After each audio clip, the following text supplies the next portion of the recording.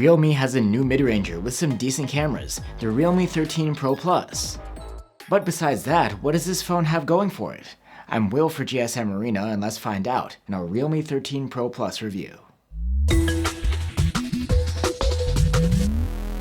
The Realme 13 Pro Plus is the successor to the Realme 12 Pro Plus, which came out less than a year before it. There aren't a ton of changes here compared to the previous model, but there is a new sensor on the telephoto cam and an increase in battery capacity. There's also a change in design. The vegan leather of the previous two models is gone.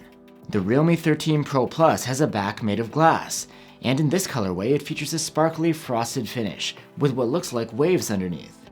There's an emphasis on the cameras here with a large round camera bump, and both the back and the front curve into a thin plastic frame, making the phone feel quite slim in the hand. As before, the Realme 13 Pro Plus has ingress protection rated at IP65. There's some waterproofing, but it's not meant to be submerged. Like on its predecessors, the display here is a curved 6.7-inch OLED with a 1080p resolution and a 120Hz refresh rate. There has been an improvement in brightness this year. We measured a maximum of around 660 nits with a manual slider, which could boost to 1400 nits in auto mode. That's plenty for use outdoors in the sun.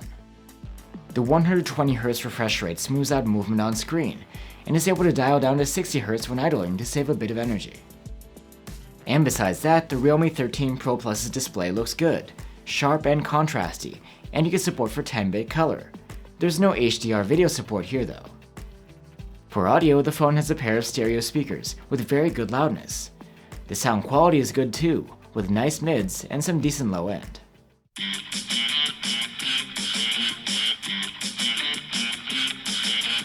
I'm wide awake, but you're a nightmare. You can wake up and unlock the phone with an optical under-display fingerprint reader. It's quite responsive.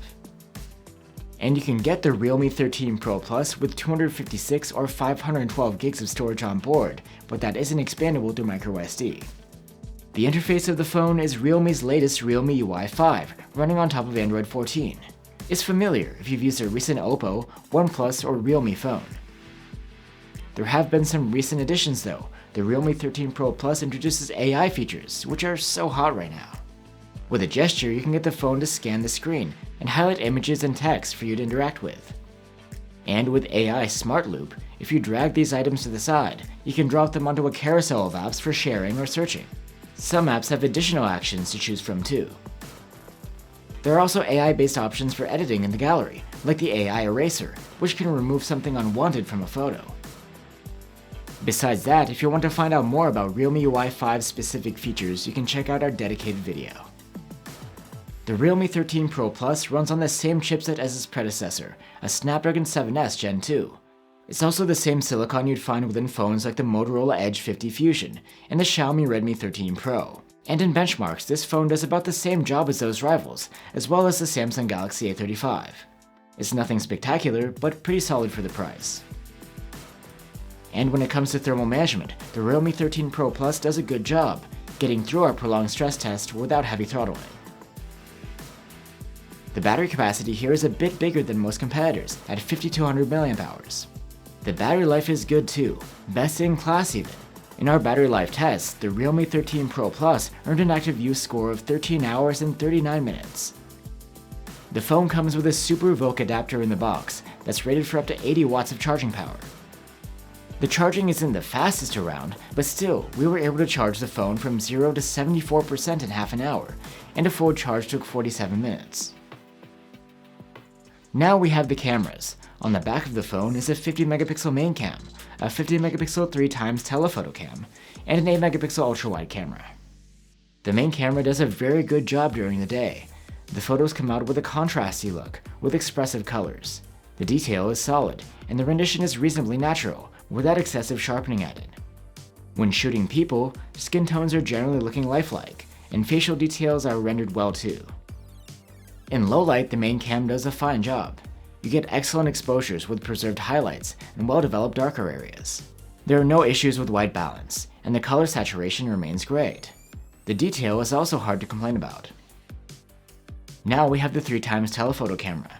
It takes superb photos with excellent detail. There's again a lot of contrast, and the colors are again pleasantly saturated. While the minimum focusing distance isn't too short, you're able to get reasonably close to your subject. Shots of people with the zoom camera also look great, and there's some natural separation from the background if you don't want to use portrait mode.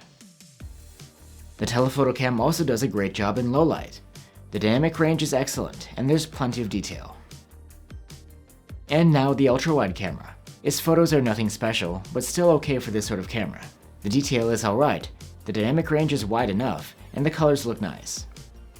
In low light, the ultrawide's photos come out soft, but still the dynamic range is quite good, and the color rendition is likable. And now selfies from the 32 megapixel front-facing cam. They're alright, but we're not exactly fans. If the auto HDR kicks in, which is nearly always, the photos have excessive sharpening.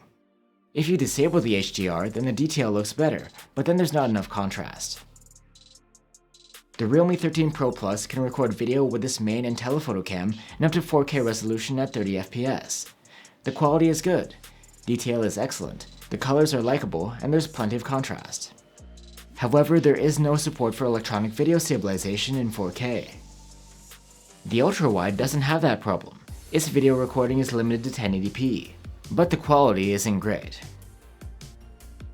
And here's a look at 4K video from the main cam at night. The quality is good. Again, we just wish there was stabilization. So that's the Realme 13 Pro Plus. It's a mid-ranger with a lot to like. A bright and curved OLED display, great battery life, and decently fast charging. Also, the cameras are great for the class. You won't find a telephoto zoom with this sort of quality without spending a lot more money. There are some nitpicks to be had, arguably the largest one being the lack of EIS when recording 4K videos. Otherwise, the Realme 13 Pro Plus is a solid mid-range phone that's worth looking into. Thanks for watching, guys. Here are some alternatives to check out on our channel: the Samsung Galaxy A35 and the Motorola Edge 50 Pro. Let us know what you think, and I'll see you on the next one.